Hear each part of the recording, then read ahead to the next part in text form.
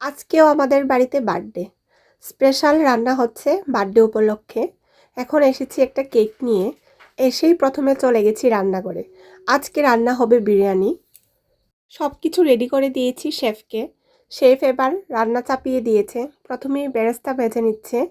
বেরেস্তার পর আলুগুলি ভেজে নেবে। বেরেস্তাগুলি ভাজা হয়ে গেছে, গোল্ডেন ব্রাউন হয়ে গেছে, খুব সুন্দর লাগছে দেখতে। আর এগুলি ঠান্ডা হলে ক্রাঞ্চি হয়ে যায়, খেতে খুব টেস্টি লাগে।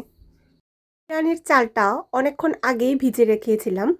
এখন এদিকে মাংস হচ্ছে, মাংসগুলি কষানো হচ্ছে। মাংসের একটু গ্রেভি গ্রেভি হবে। মাংসও হয়ে গেছে, কি দারুণ এসেছে কালারটা। এখান থেকে বেছে বেছে সলিড পিসগুলি আলাদা করে নিচ্ছে দমে দেওয়ার জন্য। এখানে স্টেপ বাই স্টেপ বিরিয়ানির লেয়ার করে নিচ্ছি। বিরিয়ানির লেয়ারেতে বেরেস্তা, কেওড়া জল আর গুঁড়ো দুধ, ঘি আর একটু বিরিয়ানি মশলাও দিয়েছি। বিরিয়ানিটা দমে বসিয়ে দিয়ে চলে গিয়েছিলাম কেক কাটাতে। কেকটা ছিল চকলেট ফ্লেভারের। আর এই যে আমাদের বার্থডে বয়।